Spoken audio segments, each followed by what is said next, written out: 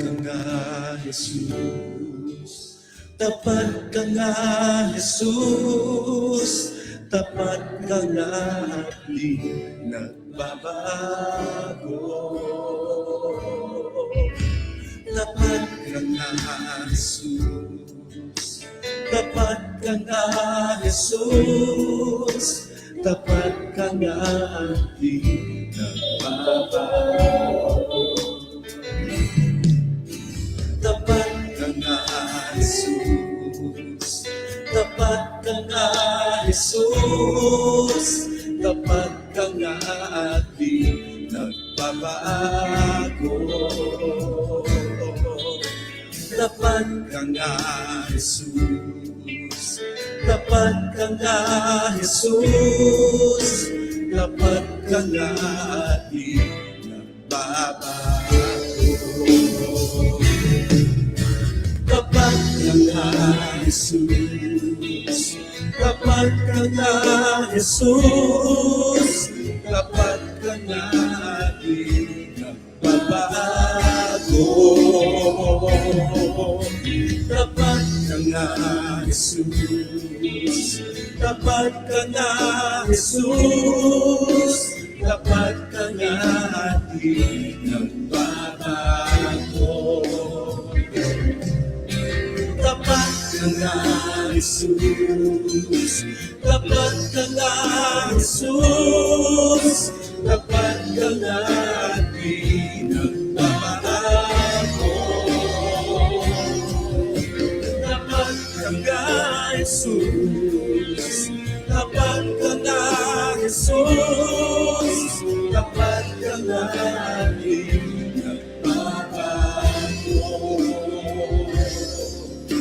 Tapat ka nga at di nagbabago. Tapat ka nga at di nagbabago.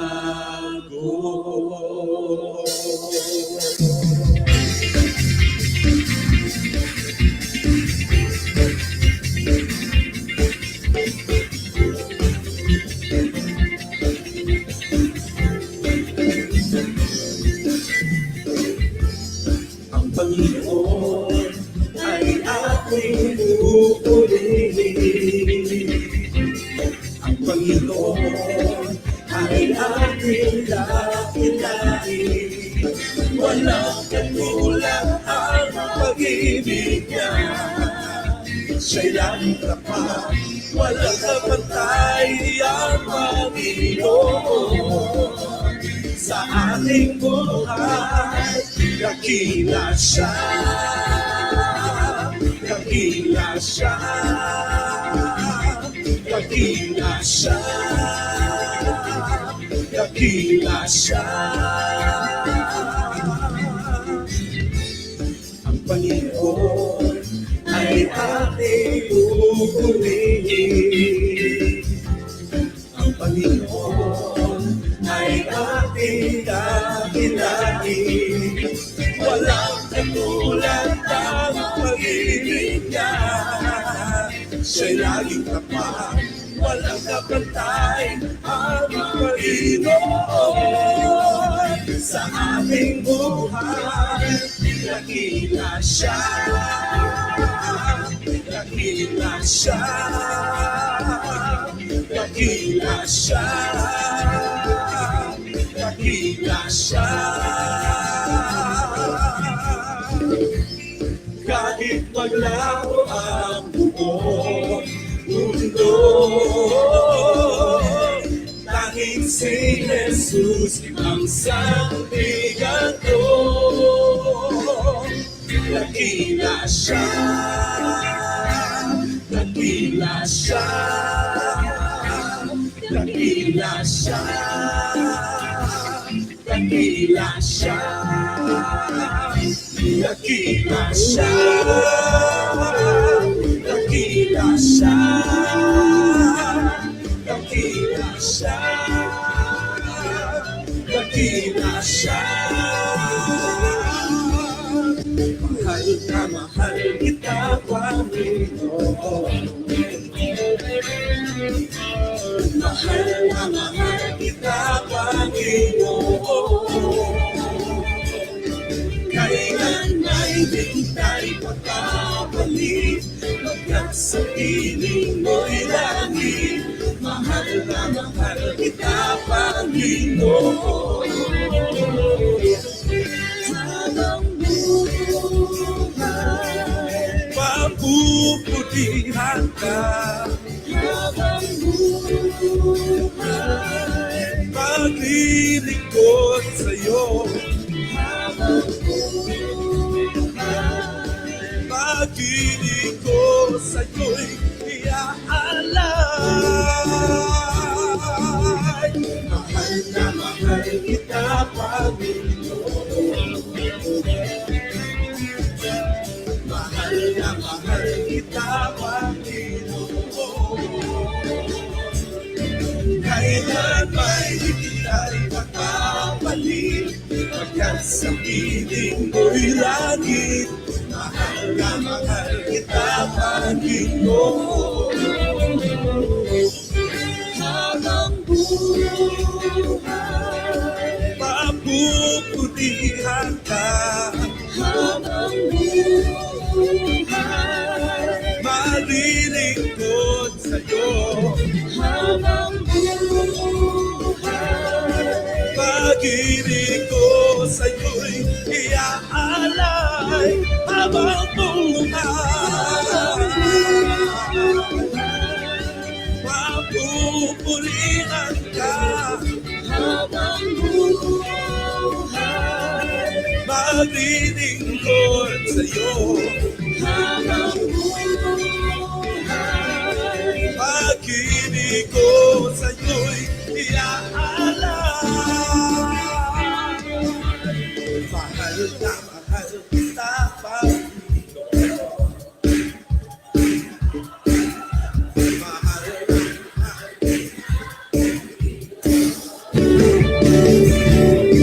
Kailan ay di tayo pagkabalik, pagkat sa piling mo'y langit.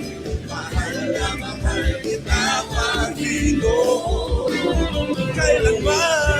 Kailan may di tayo pagkabalik, pagkat sa piling mo'y langit. Mahal na mahal kita, Panginoon.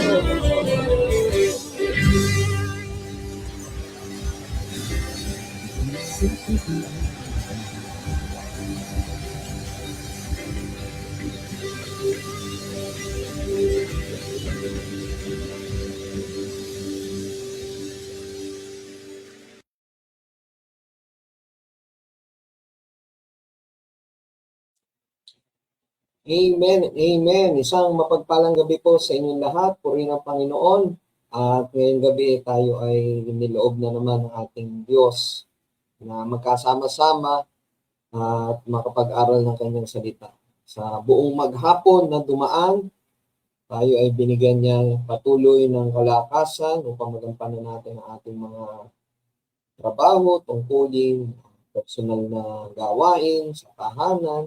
At gayon din, patuloy tayong iningatan magdamag o maghapon ng ating Panginoon at tayo makauwi nang nasa maayos sa kalagayan at dinatnan natin ang ating mga mahal sa buhay nang nasa maayos na kalagayan.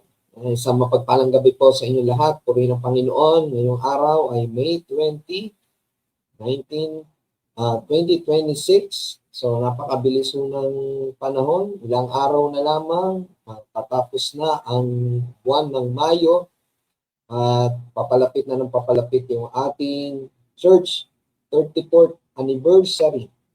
Purihin ang Panginoon. Kaya muli, pinaalalahanan ng lahat at iniimbitahan na huwag mo kayong mawawala sa ating church anniversary. Gaganapin po yan sa second Sunday ng ating service. So, ano po yun? That is on June 14. Yan. Purihin ang Panginoon. So, isang mapagpalang gabi po muli sa inyo dyan. Siyempre, bati muna ho tayo bago po muli tayo bumalik sa ating pagpupuri at pasasalamat sa ating Panginoon. Una, mapagpalang gabi po sa inyo, Ninang Irma. Purihin po ang Panginoon sa buhay ninyo. Salamat po sa mga panalangin na patuloy na ibinadalangin niyo ang aming buong pamilya, ang mga lingkod ng Diyos. Purihin ang Panginoon sa buhay ninyo at patuloy na bigyan kayo ng maayos sa pangatawan at kalusugan ng ating Panginoon. Nandiyan din si Brother Danny. Mapagpalang gabi po. Purihin po ang Panginoon. Kamusta po dyan sa St. Mary? Hindi, binabati ni Nina yung mga kapatiran natin sa Puray, siyempre sa pangunguna ni Pastor Elmer at ang kanyang may bahay na si Sister Leia. Purihin ang Panginoon. Tingnan na rin yung mga kapatiran natin na nasa Puray na nandito. Siyempre, numero 1 dyan, si Georgie, ang ating kabataan doon. Purihin ng Panginoon sa buhay mo. Gayun din, siyempre si Ate Odi. Yan, mapagpalang gabi po, Ate Odi. Nandito din si Brother Bragi ng Puray Christian Church. Mapagpalang gabi po. Kamusta po kayo? Diyan, yan. Tatanda ko to si Brother Bragi o si Kagawad Bragi. Yan, sa nakakasama ni Dida natin na nagpa-follow up sa Kapitolyo para magkaroon ng kalsada at magkaroon ng linya ng kuryente. Purihin ng Panginoon sa buhay po ninyo. Hindi binabati ko rin po ang aking sister wife, si Sister Jing. Siya po ay kasalukuyang nasa Iloilo. So ang balik niya po ay sa Friday pa, kaya pakisama din po sa panalangin and traveling mercy. Makauwi po siya. Maayos at ligtas dito po sa aming tahanan sa Kainta. Purihin ng Panginoon. Ingat kayo dyan, dito, sino pa ba yan? Ang ating ministry head sa panalangin, yan, si Ate Emmy. Pagpalang gabi po sa inyo. Salamat po sa Panginoon, sa buhay po ninyo at sa buong Melendez family na patuloy na nagpapagamit sa gawain ng ating Panginoon. Dito din si Sister Mai. Yan, mapagpalang gabi po. Kumusta po kayo, Tita Sir? Kumusta po kayo? Purihin ng Panginoon. So nakakasama din natin ito sa prayer meeting sa gabi naman. Ayan po rin ang Panginoon. Pagpalain po kayo ng ating Panginoon. Ngayon din, si Sister Maribel, yan, mapagpalang gabi po. Ito, regular. Attend rin po natin ito ng ating Bible study. Po rin ang Panginoon sa buhay po ninyo. At may marami po tayong natututunan sa ating mga aralin at patuloy na gabayan at patnubayan tayo ng banal na Espiritu upang ito ay ating malakaran at patuloy na lumago ang ating pananampalataya sa totoo at buhay ng Diyos. Purihin ang Panginoon. Dito din yung ating Board of Elder, si Sister Baby. Purihin po ang Panginoon sa buhay po ninyo. Salamat po sa mga gamot, ng mga biyaya na naibibigay niyo po sa amin. At nung Sabado lamang po, nakapagpa-annual physical exam po kami ni Sister Jim at po ni Kai. Mukhang favorable naman po yung aking mga lab test. Pasok po lahat. Blood sugar, cholesterol, even yung creatinine. Purihin ng Panginoon. So, nintay ko pa lang po yung iba pang resulta. And hopefully, mapabasa natin sa doktor kasi iba pa rin ho yung mabasa ng doktor kasi yung doktor din ho, yung doktor ko po, si Doc Rafi Dizon, ano po yun may nasa kanya rin po yung mga previous lab test ko. So, sila ang makakapag-interpret noon at makakakita kung continuous by improvement and loobin sana ng Panginoon mabawasan na yung yung maintenance kasi dati inalis na yung metformin sa akin po rin ng Panginoon. Sana yung rosuvastatin tsaka may isa pa yung dapin yun yung sa creatinine alis na. Wala naman yung posible sa Diyos.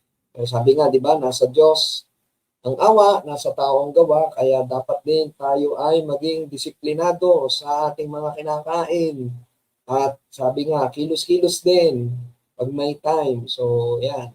Importante yan. Hindi naman natin kailangan maging isang malakas, Ang importante yung nakapaglakad-lakad mo tayo, pinapawisan mo tayo. Yung simpleng paglilinis mo ng bahay, nako, Malaking tulong ho yan. Ano yan? Nakakapagbigay ho sa atin ng cardio workout yan.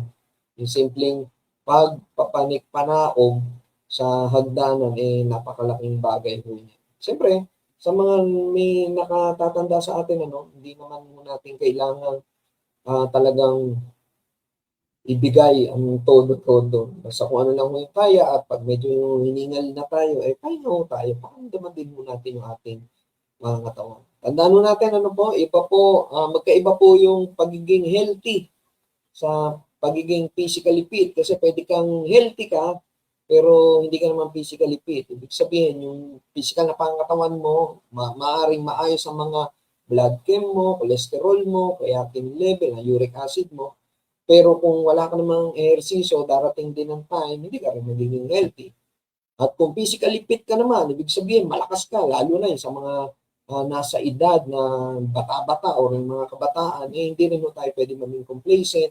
Kasi sa murang edad, dapat ngayon pa lang may disiplina na tayo sa pangangalaga ng ating katawan. Sabi nga, ang katawan natin ay ang templo ng Diyos. Ito ay pahiram lamang sa atin, kaya dapat pangalagaan din po natin yan. Sabi ni Nina, maraming salamat po, Pastor. Always traveling mercy, be upon every day. Ako, miss ko na rin po kayo. Kaya pag nakakahabol po ako, sa gabi po ako nakakadalo ng prayer meeting. At bukas din po, maaga-maaga, babiyahe na ho tayo, patungo po ng Baguio. Kaya nakikita kami ni Sister Jean Friday na, yung balik niya po from Iloilo. Ako naman po, balik ko kami from Baguio. And then by next week ulit, biyahe po ulit tayo ng Baguio.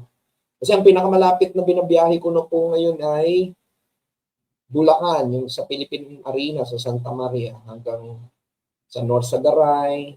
Basta yung eastern part po ng Bulacan, yan ho yung aking area ngayon, tsaka po yung Baguio. Wala na ho sa akin yung Antipolo area, yung Pasig area, Taguig, yung Marikina. Wala na ho sa atin yan.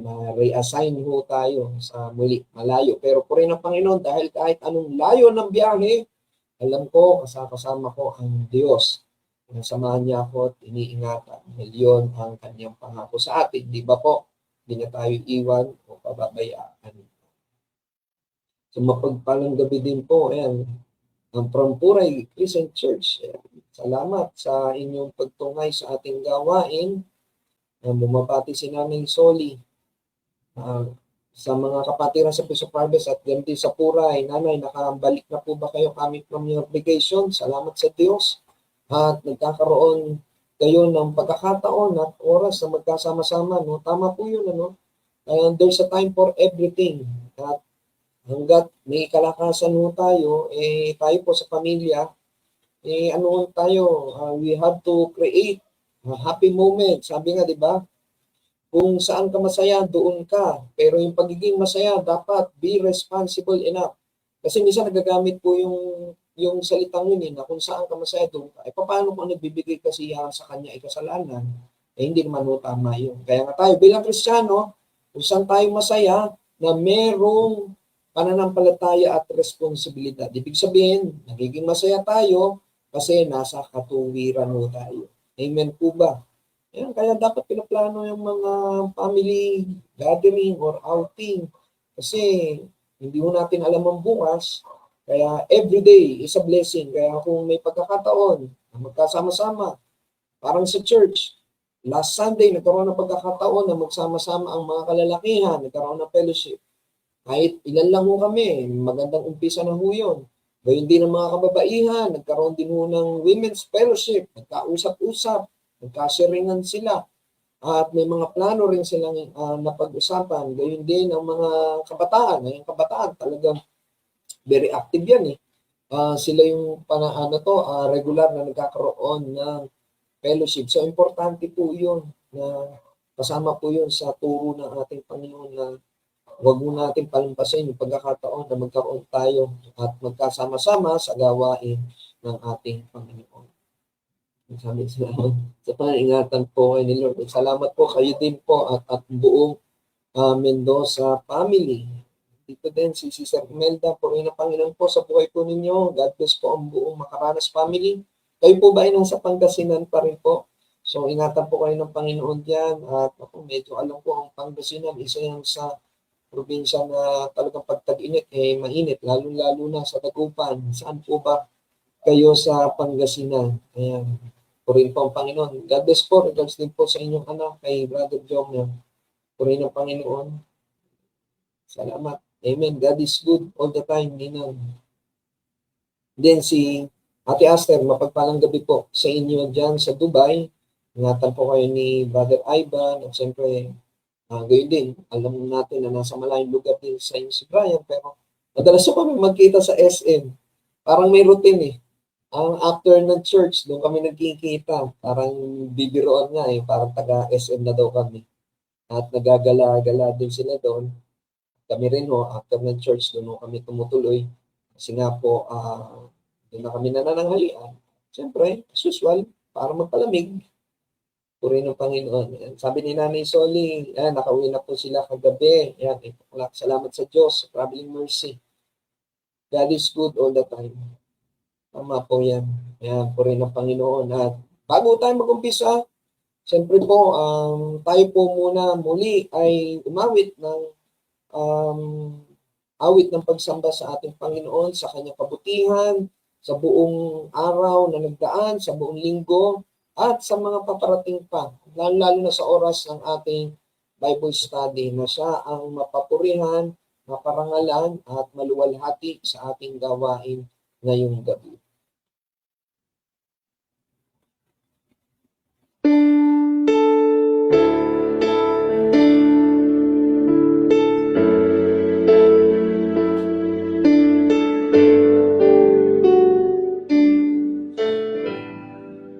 Dakilang Diyos, Panginoon,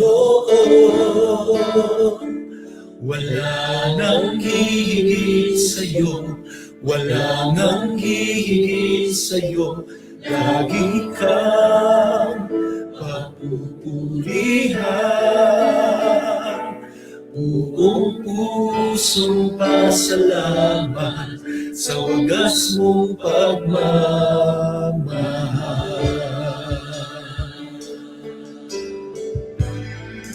Dakilang Diyos, Panginoon,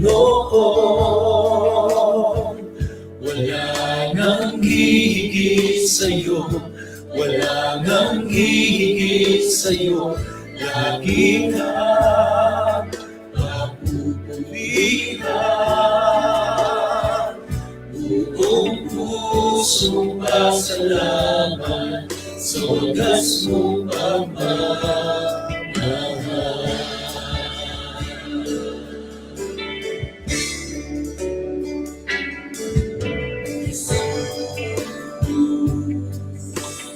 Tanging pangalan, Makapangyarihan, di na kukulang. kailan Ama.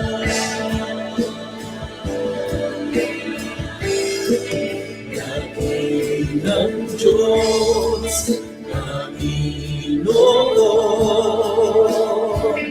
wala nang hihigit sa'yo, wala nang hihigit sa'yo, lagi kang papupurihan, buong pusong pasalamat sa wagas mong pagmamahal.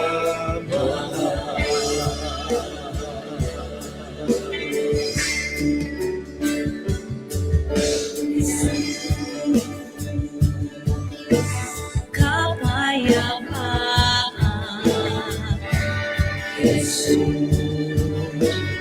Tanging hawakan, kagalingan,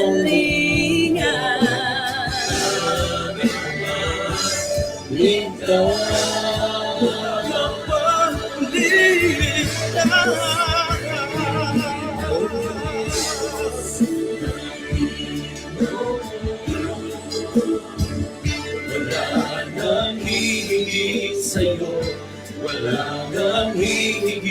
sa'yo, lagi kang mapilihan.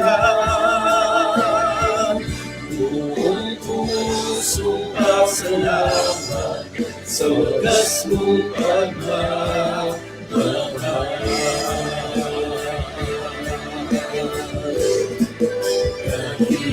Dakilang Diyos, Panginoon, wala nang hihingi sa'yo, wala nang hihingi sa'yo, lagi kang mapupulihan. Buong pusong pasalamat sa wagas mong pagmamahal. Pusong pasalamat sa wagas mong pagmamahal. Purihin ka, Jesus.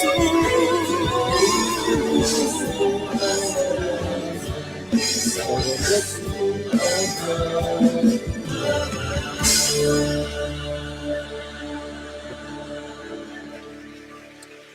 Purihin ka, Panginoon. Diyos na makapangyarihan sa lahat, kami po'y nagpupuri at nagpapasalamat sa dakilang pag-ibig mo po sa bawat isa sa amin. At tunay nga, Lord, na ikaw ay aming pinupurit, pinapasalamatan at sinasamba sa Espiritu at katotohanan. Dakila ang iyong pag-ibig sa bawat isa sa amin. Kaya Lord, sa mga oras na ito, patuloy po kaming lumalapit sa inyo na may pagpapakumbaba. Patuloy po naming nilalapit, Panginoon, at hinihingi ng kapatawaran ng aming mga pagkakasala sa mga nagawa po namin sa buong maghapong ito, Lord, na hindi po kanais-nais sa inyong harapan, maging sa aming kapwa, sa mga nasabi po namin, nakilos po namin, sambit po ng aming mga labit na isip po namin, Lord, patawarin niyo po kami, Panginoon. Pagkalinisin niyo po kami, Panginoon, ng yung mga pangalang dugo ng aming Panginoong Hesus, upang maging karapat-dapat po kami sa aming paglapit sa iyo. At sa gabing ito, Panginoon, patuloy po namin pinagkakatiwala ang aming Bible study.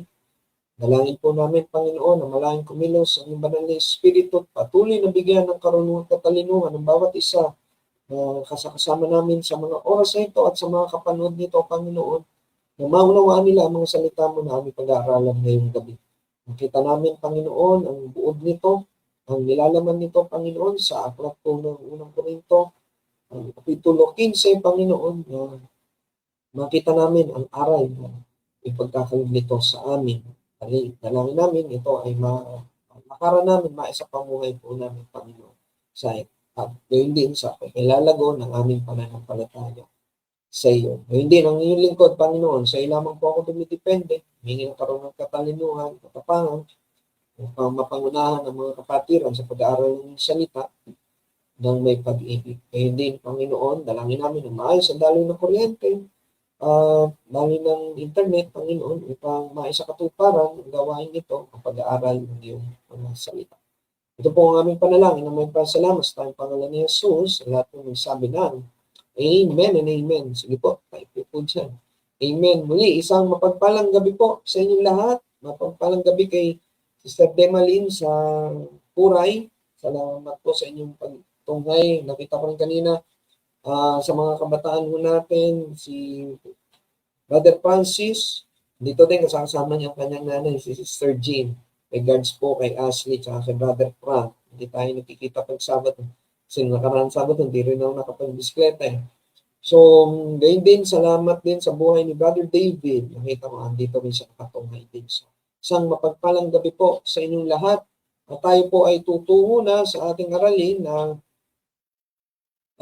samahan niyo po ako sa pagbasa ng salita ng Diyos sa matatagpuan po sa aklat po ng unang Korinto 15, 1 hanggang 11. Yan po. Palakin natin para mas mabasa niyo po ng maayos at malinaw. Pwede ko po bang malaman kung ano po ang gamit ninyong gadget? Kung cellphone po ba? Or tablet? O nasa computer po kayo? Sige po, pakitype po dyan. Kasi para sama makapag-adjust din po tayo, no? Yung madaling mabasa, lalo na kung ang gamit-gamit po natin ay cellphone. Di ba po? Para mas maintindihan mo natin. Iba pa rin yung kasi yung binabasa natin sa pinapakinggan. So, sabi nga po, samahan niyo po ako basahin ang salita ng Diyos na matatagpuan po sa aklat po ng Korinto 15, 1 hanggang 11. Siguro mas lalo nyo makita ng buo. Ayan. Sabi dito, mga kapatid, ngayon ipinapaalala ko sa inyo ang magandang balitang ipinangaral ko sa inyo. Yan ang magandang balitang inyong tinanggap at naging saligan ng inyong pananampalataya. Naliligtas kayo sa pamagitan nito kung matatag ninyong pinanghahawakan ng salitang ipinangaral ko sa inyo. Maliban na lamang kung walang kabuluhan ang inyong pananampalataya. Verse 3, sapagkat ibinigay ko sa inyo bilang pinakamahalaga sa lahat, ang tinanggap ko rin na si Kristo ay namatay dahil sa ating mga kasalanan tulad ng sinasabi sa kasulatan. Nilibing siya at muling nabuhay sa ikatlong araw tulad din ng sinasabi sa kasulatan. At siya'y nagpakita kay Pedro at saka sa 12. Verse 6, pagkatapos nagpakita siya sa mahigit na 500 kapatid na nagkakatipon. Marami sa kanila'y buhay pa hanggang ngayon, subalit patay na ang ilan. At nagpakita rin siya kay Santiago at pagkatapos ay sa lahat. Sa kahuli-hulihan, nagpakita rin siya sa akin, kahit na ako'y tulad ng isang batang ipinanganak ng wala sa panahon, sapagkat ako ang pinakahamak sa mga apostol. At hindi nga ako karapat-dapat tawaging isang apostol, sapagkat inusig ko ang iglesia ng Diyos. At sa verse 10, Ngunit dahil sa kagandahan loob niya, ako'y naging apostol at hindi naman nawalan ng kabuluhan ang kaloob niya ito sa akin. Katunayan, nagpagal ako ng higit kaysa sino man sa kanila, subalit hindi ito dahil sa sarili kong kakayanan, kundi dahil sa kagandahan loob ng Diyos na nasa akin. Kaya't maging ako o sila, ito ang ipinapangaral namin at ito ang paniniwalaan ninyo. Purihin po ang Panginoon sa pagbasa ng kanyang salita. At sabi nga sa tema ng ating pag-aaralan ngayong gabi ay ang ating pundasyon. Purihin ang Panginoon. Ayan, nakita ko po, majority po sa atin ay cellphone. Ayan, si Brother Joffrey, PC ang gamit niya. Puri ng Panginoon. So, advantage, malaki yung screen. Ayan, salamat sa Panginoon. Puri ng Panginoon.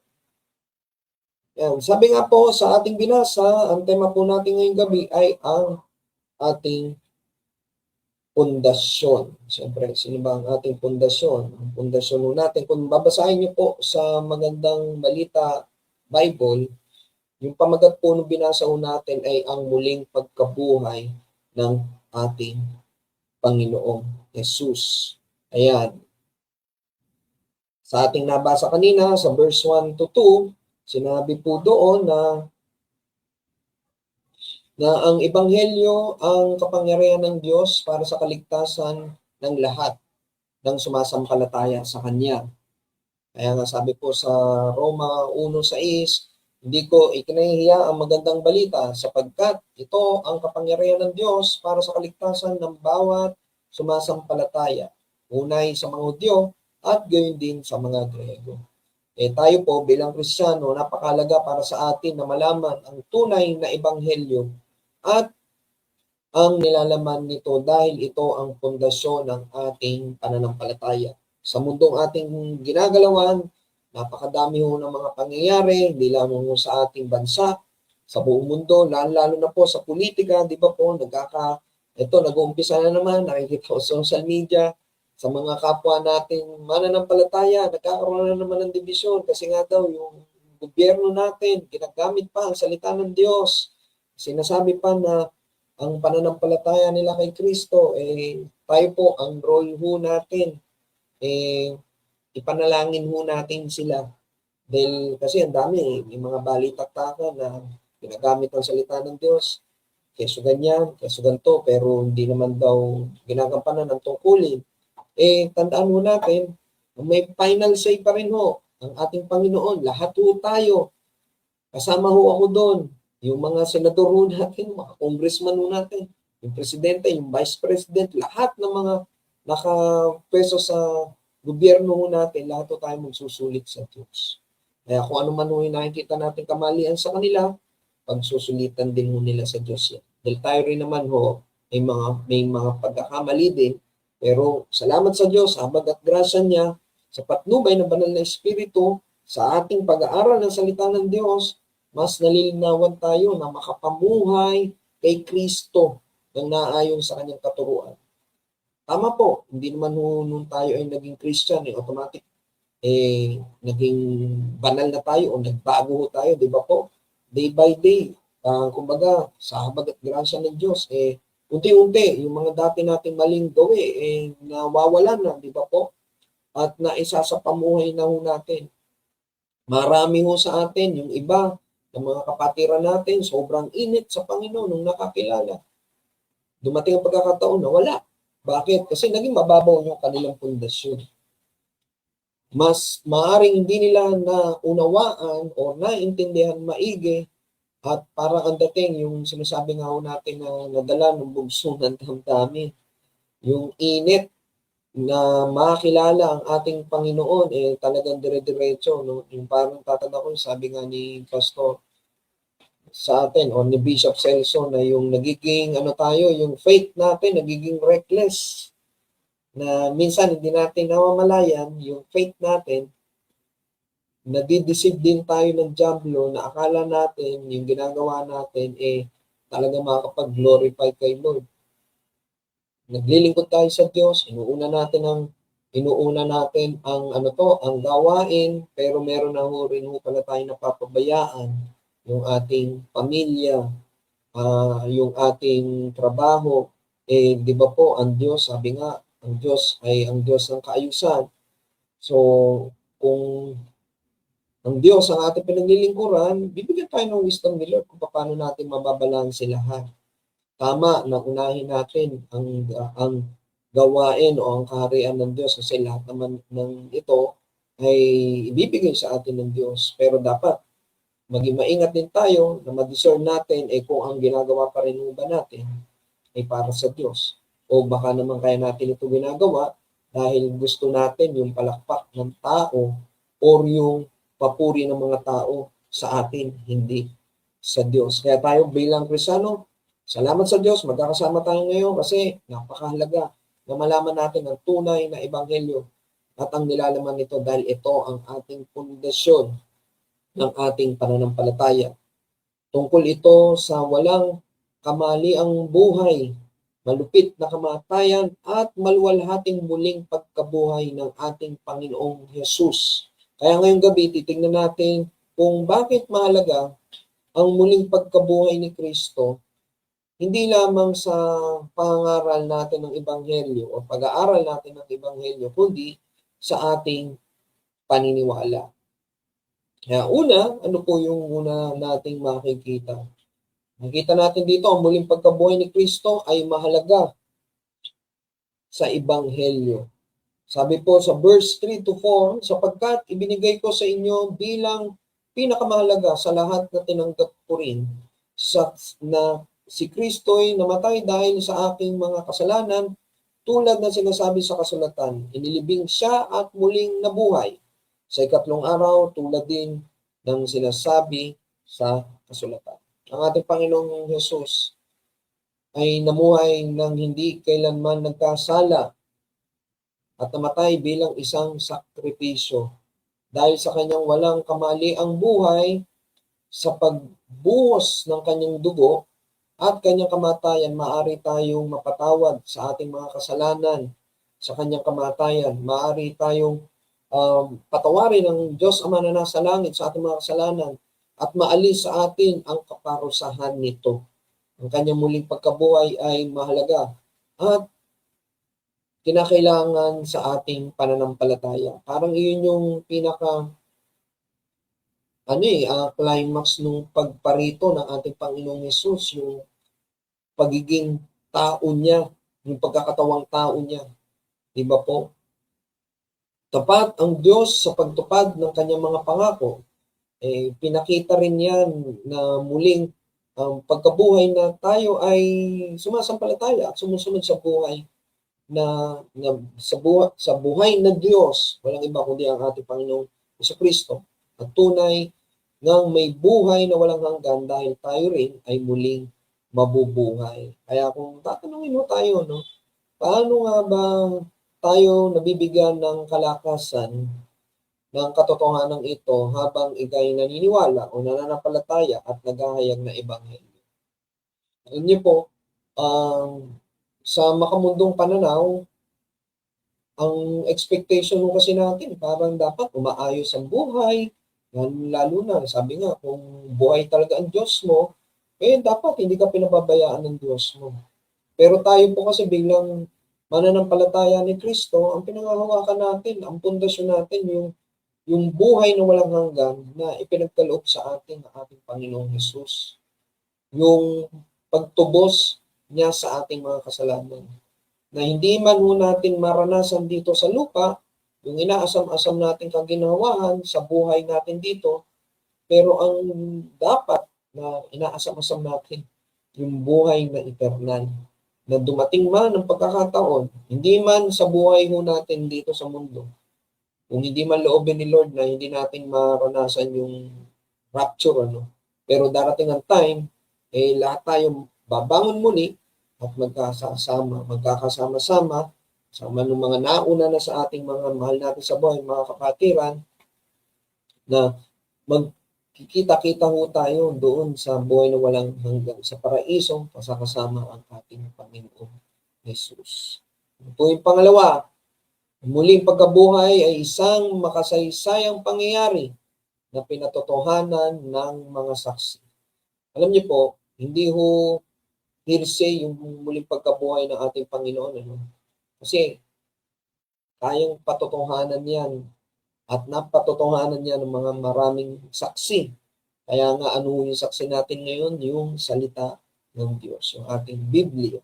Yun ang magpapatunay. Kasi sa mga historian, talagang maraming mga physical evidence na totoong nabuhay ang ating Panginoong Yesus.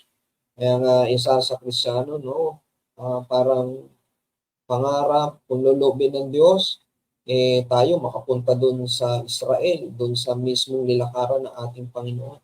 Kasi may mga ilan din ho akong katrabaho, mga kapatiran din ho natin sa pananampalataya na nakapunta na doon. Kaya sabi niya, iba yung feeling mo na pagka nandun ka, parang kikilabutan ka doon kasi matadaan mo yung mismong dinaanan ng ating Panginoong Hesus nung siya'y namubuhay pa dito sa lupa na ating nilalakaran. Kaya sabi doon sa verse 5, at siya'y nagpakita kay Pedro at sa 12. Ang muling pagkabuhay ni Kristo ay isang palabas o hindi isang palabas o gawa-gawa lamang. Hindi ho ito na marites lamang. Ito ay isang totoong pangyayari sa kasaysayan na nasaksihan ng marami. Nagpakita si Jesus kay Maria Magdalena, sa mga apostol, sa mga disipulo, at maging kay Pablo. Ang kanyang muling pagkabuhay ay nasaksihan ng higit sa 500 na mga tao at humantong sa pagkomisyon niya sa lahat ng nagtitiwala sa kanya na ipagpatuloy ang misyon ng Diyos sa pamagitan ng pagpapahayag ng Ebanghelyo sa buong mundo at pagdidisipulo. Kaya nga sabi sa Mateo 28:17, 20, nang makita nila si Jesus, siya'y sinamba nila. Subalit may ilan sa kanilang nag-alinlangan. Lumapit si Jesus at sinabi sa kanila, Ibinigay na sa akin ang lahat ng kapangyarihan sa langit at sa lupa. Kaya't humayo kayo, gawin ninyong alagad ko ang mga tao sa lahat ng bansa. Bautismuhan ninyo sila sa pangalan ng Ama at ng Anak at ng Espiritu Santo. Turuan ninyo silang sumunod sa lahat ng inuutos ko sa inyo. Tandaan ninyo, ako'y laging kasama ninyo hanggang sa katapusan ng panahon. Purihin ng Panginoon. Kaya naman hindi tulad ng ibang reliyon na ang pananampalataya ay pangunahing nakabatay sa mga katuruan, tuntunin, at prinsipyo. Nakaugat ang ating pananampalataya sa isang pangyayari sa kasaysayan, ang muling pagkabuhay ng ating Panginoon.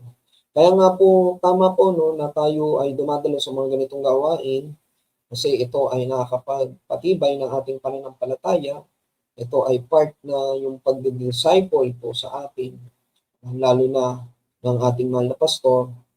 Pero tayo, meron din mo tayong responsibilidad dahil hindi naman nung sinabi dito na kaya't kayong mga pastor, humayo kayo. Hindi po eh. Sabi diyan, kaya't humayo kayo. Sino ho yun? Ako ho yun. Ikaw din yun. Tayong lahat po iyon. So meron tayong responsibilidad or tawag sa atin ng Diyos na humayo tayo, gawin nating alagad ng Diyos ang mga tao sa lahat ng mga bansa. Unahin mo natin sa pamilya natin, sa mga kapitbahay, mga kaibigan, trabaho. Kaya darating ang time, ang ating simbahan, dadami ho tayo. Bakit? Kasi nga, nagagampanan ho natin yung ating tungkulin na maipahayag ang salita ng Diyos, na ang kagandang loob na ibinigay sa atin ng Diyos, yung grasya, hindi lamang sa atin tumigil. Pagkos, ito ay na-share natin sa ating pamilya, sa ating mga katrabaho, sa ating mga kapitbahay, at sa komunidad na ating kinikilusan. Kaya ako naniniwala po na hindi lamang po quality Christians ang kailangan. Kasi pag naging quality Christian ka, at yung pananampalataya mo talagang lumago ng lumago, yung pundasyon mo talagang intact, sigurado ako hindi mananatili ang salita ng Diyos sa iyo. Maisa-share mo yan, maipagmamalaki mo kung ano ang ginawa ng Diyos sa buhay mo, at yan ay makikita sa iyong pananalita, makikita sa iyong mga kilos at gawa na sasabihin nila sa mga makakakita niyan, makakadinig niyan, sasabihin ng mga hindi mananampalataya, totoo ang Diyos niya. Totoo ang Diyos ni Brother Melvin. Totoo ang Diyos ninyo. Totoo ang Diyos natin. Kaya, dadami tayo. Diba po? Ano po yung panghuli? Pangatlo, ang kapangyarihan na muling pagkabuhay ay bumabago at nagtutulak sa atin na ipahayag ang Ebanghelyo. Amen. Kaya nga sabi diyan sa verse 10, ngunit dahil sa kagandang loob niya, ako'y naging isang apostol. At hindi naman nawalan ng kabuluhan ang kaloob niyang ito sa akin. Imagine niyo po yun, pinagkalooban mo tayo ng ating Panginoon eh. Yung kagandang loob na ibinigay niya rin sa atin. Yung grasya, habag, di ba? Kapatawaran. Tapos, hindi natin yan maipapamahagi. Sabi nga dyan, katunayan, nagpagal ako ng higit kaysa sino man sa kanila. Pero purihin ng Panginoon na nung binanggit niya ng may kababaan ng kalooban, sabi niya dyan, subalit hindi ito dahil sa sarili kong kakayanan or kakayahan, kundi dahil sa kagandang loob ng Diyos na nasa akin. Kaya hindi ho natin pwedeng, baka mamaya kasi ma-misinterpret pagka yung yung binobroadcast pa ho natin, pinapanalangin kita kaya ka binibless kasi pinag-pray kita. Hindi na siguro, mas maganda siguro na ipag-pray na lang ho talaga natin sila. Diyos naman na nakakaalam kung talagang pinag-pray ho natin, di ba po? So yun po, dapat maging ganun din yung heart natin, kaya po ni Pablo, no? Sabi niya diyan, katunayan, nagpagal ako ng higit kaysa sino man sa kanila. Subalit, hindi ito dahil sa sarili kong kakayahan, kundi dahil sa kagandahang loob ng Diyos na nasa akin. Kaya't maging ako o sila, ito ang ipinapangaral namin at ito ang paniniwalaan ninyo. At iyan ang ating pinaniniwalaan ngayon at pinangahawakan natin dahil iyan ang pundasyon ng ating pananampalataya. Si Saul, na tinawag din si Pablo, ang sumulat ng liham na ito para sagutin ang mga tanong ng mga taga-Korinto tungkol sa kanilang pananampalataya. Ibinalik niya sila kay Kristo at sa mga ginawa niya, buo ang tiwala niya sa Ebanghelyo dahil nagkaroon siya ng isang makapangyarihan at nakakapagpabagong pakikipagtagpo sa muling pagkabuhay na si Kristo habang siya ay nasa daan patungong Damascus. Basahin niyo po yung aklat po ng Gawa chapter 9, makikita ho natin doon. Tinanggap niya ang biyaya ng Diyos, isang mahimalang paggaling at ang tawag na babago sa kanyang buhay magpakailanman. Ang pagtatagpong ito ang nagbago sa kanya mula sa pagiging taga-usig ng iglesia tungo sa pagiging isa sa pinakamasigasig na nangaral ng Ebanghelyo. Tulad nito, habang nauunawaan natin ang awa na ipinakita ni Kristo sa atin, hindi natin maiwasang ibahagi rin ito sa iba. Amen po ba? Kaya ang katanungan ho sa atin, paano nabago ng isang pagtatagpo ninyo ng muling nabuhay na si Kristo? Ibig sabihin, paano nabago ang buhay natin nung binuksan ng Diyos ang ating puso at isipan na nung tayo'y inilapit ng Diyos Ama sa kanyang anak, na maunawaan natin ang ginawa ng Panginoong Hesus sa krus ng Kalbaryo, na blameless, sinless, pero siya ang umako ng ating mga kasalanan. At siya ang namatay at sa ikatlong araw, nabuhay muli, at ito ang ating naging pundasyon. Pwede natin pangawakan na totoo at buhay ang ating Diyos na siyang nagbigay ng kaligtasan sa atin.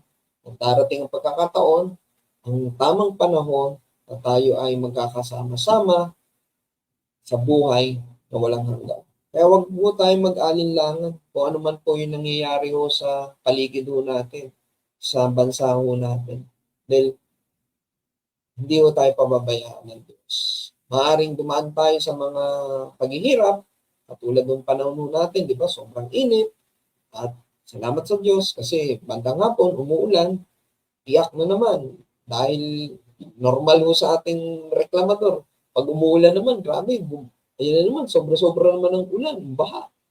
Parang di na ho tayo naubusan ng reklamo po, no? Ang mga tao talagang gano'n, hanggat nasa katawan lupa tayo. Magre-reklamo pa rin tayo. Para tayong mga Israelita sa wilderness, no? Pero puri ng Panginoon dahil sa mga ganitong gawain, niloloob ng Diyos na mas lalo natin maunawaan na tayo ay makapag-focus sa Kanya, makapag-focus tayo sa eternal na buhay. Hindi sa pansamantala o sa temporal na buhay na naririto sa mundo na ating ginagalawan. So, recap po tayo. Ang aral po natin ngayon ay natagpuan po sa unang Korinto 15, 1 hanggang 11. Yes lang natin. Yan. Yan. At sabi nga dyan, may tatlo tayong nakita o aral na nakuha. Ang muling pagkabuhay ni Kristo ay mahalaga sa Ebanghelyo. Pangalawa, ang muling pagkabuhay ay isang makasaysayang pangyayari na pinatotohanan ng mga saksi. At pangatlo, ang kapangyarihan ng muling pagkabuhay ay bumabago at nagtutulak sa atin na ipahayag ang Ebanghelyo. Kaya sa ating pagtatapos sa ating tema ngayong gabi o aralin ngayong gabi sa ating pundasyon, sabi nga po sa unang Korinto 15:1-2, mga kapatid, ngayon ipinapaalala ko sa inyo ang magandang balitang ipinangaral ko sa inyo. Yan ang magandang balitang inyong tinanggap at naging saligan ng inyong pananampalataya. Naliligtas kayo sa pamagitan nito kung matatag ninyong pinangahawakan ang salitang ipinangaral ko sa inyo. Maliban na lamang kung walang kabuluhan ang inyong pagsampalataya. Ngayong gabi, nakita natin kung bakit mahalaga ang muling pagkabuhay ng ating Panginoong Jesucristo. Hindi lamang sa pangaral natin ng Ebanghelyo, kundi sa ating paniniwala at pananampalataya. Kaya nga sa taong ito, kasapatan kay Kristo, Filipos 3:11, sabi, ang tanging hangarin ko ngayon ay lubusang makilala si Kristo. Dahil siya ang ating pundasyon, ang ating pananampalataya. At maranasan ang kapangyarihan ng kanyang muling pagkabuhay, makibahagi sa kanyang mga paghihirap, at maging katulad niya sa kanyang kamatayan. Umaasa tayo man ay muling bubuhayin mula sa kamatayan. Puri ng Panginoon. Sabi nga, kasapatan, kapangyarihan kay Kristo, sa kamatayan ni Kristo, paghihirap kay Kristo, tanging hangarin kay Kristo. Purihin ng Panginoon sa oras na nagdaan na tayo ay nakapag-aral ng kanyang salita. Purihin ng Panginoon. Ayan. Bumabati at tumahabon. Yan, si Sister Luz, mapagpalang gabi po sa inyo. Yan, kasama yan sa morning. Si Sister Menchi, mapagpalang gabi po. Si Sister Belinda, puri ng Panginoon. Si Sister, puri ng Panginoon. Amen. So, bago tayo magtapos sa panalangin, muli paalalahanan lang po, maraming salamat po sa inyong pagsuporta sa panalangin sa ating bahay sambahan. Gayon din, salamat din po sa mga patuloy na sumusuporta financially sa ating church. At iyan po, andyan po yung ating BPI account, 009733014722. Yan po yung BPI peso account po natin. Nakapangalan po yan sa Peso Harvest. Tapos meron din po tayong BDO account, dollar account, 10033018489. At meron din po tayong GCash account. Yan po yung number, 0929-113-1947. Nakapangalan lamang po iyan kay Sister Bernice, yung ating treasurer, pero safe po yan kasi every month nauulat niya po yung ledger na pag may mga pumapasok po na love offering. So muli, paalala, prayer meeting, ang loobin ng Diyos sa mga darating na araw. Muli, makasama ako sa dawn prayer. Everyday po yan, 5 a.m. to 6. Tapos po yung ating night of prayer, every Friday, Saturday, and Monday through Messenger po yan, app. So kung may mga prayer request po kayo, wag ho kayo mayang mag-message po doon sa ating Facebook page. So kaya mag-comment kayo dyan. Text kami nila, Pastor. O yung ating GCash number, pwede nyo rin yung text siya. Makaka-receive po yun ng mga prayer request. Maipapanalangin po yan ng ating mga kapatiran. Panguna po nila si Sir Emmy ng ating ministry sa prayer. Siyempre sa umaga, si Ninang Irma. Kasama din dyan sila Nanay Soli. Marami, hindi man mabanggit lahat. Salamat po sa Diyos sa buhay po ninyo. Bible study every Wednesday. So this next week po, si Pastor po muli ang mangunguna. Ang gagamitin ng Panginoon upang tayo makapag-aral ng salita ng Diyos. At siyempre, yan, kasapatan kay Kristo. Kaya bago tayo maghiwa-hiwalay, muli, tayo po muna ay manalangin. Puri ng Panginoon. Sige po, tayo po ay dumulog muli sa presensya ng ating Panginoon. Diyos, sa mga pangyarihan sa lahat, kami po yung nagpupuri, nagpapasalamat sa oras na nagdaan. Kami po, Panginoon, ay inyong pinangunahan sa pag-aaral ng inyong salita. Sa salita mo, Panginoon, sa 1 Corinto 15:1 hanggang 11. Ang aming pundasyon, ang muling pagkabuhay ng aming Panginoong Yesus. Nalangin namin, Panginoon, na ito ay aming malakaran, manatili sa mga isipan po namin ito. Sa patnubay at gabay ng banal na Espiritu, makita ito sa aming buhay at maging matatag ang bawat isa, anumang mga pagsubok ang aming kaharapin, anuman ang mga nangyayari sa aming paligid, sa gobyerno po namin, Panginoon. Magawa po namin ang aming tungkulin, kundi maipanalangin ang aming bansa, ang aming kapwa. Patuloy, Lord, na makapamuhay ng naayon sa iyong kalooban at katuruan sa patnubay at gabay ng banal na Espiritu. Kaya Lord, sa aming pasamantalang pag-iwahiwalay, sa gabing paparating, sa aming pagtulog, bigyan niyo po ang bawat isa sa amin ng pisikal na kapahingahan at umaasa po kami, Panginoon, na sa bukas ng umaga, muli, bibigyan niyo po kami ng panibagong buhay sa aming paggising, palagi may blessing, ang biyaya ng buhay na nagmumula sa inyo, may aming matang. Ito po ang aming panalangin na may pasalamat sa tayong pangalan ni Jesus. Ang lahat po'y magsabi ng Amen and Amen. Purihin ng Panginoon. Isang mapagpalang gabi po sa inyong lahat. Muli, magkita-kita po tayo sa susunod na gawain ng ating Panginoon. Mahal ko po kayo sa Panginoon. God bless you all.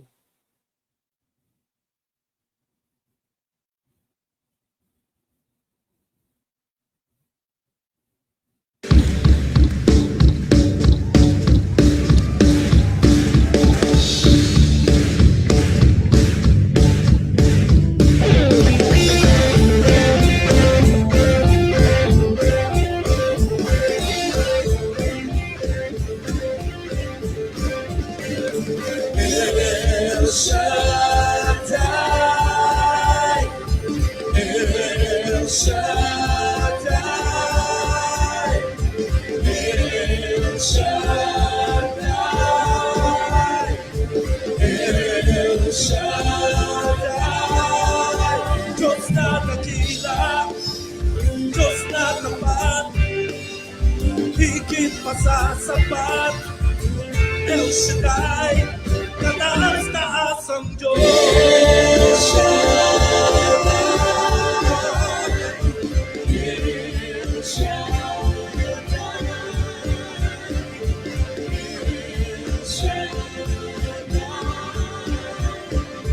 El Shaddai,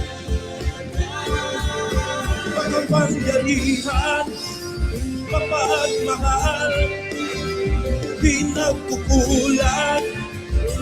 El Shaddai, kataas-taas ang Diyos. El Shaddai, El Shaddai, El Shaddai, El Shaddai.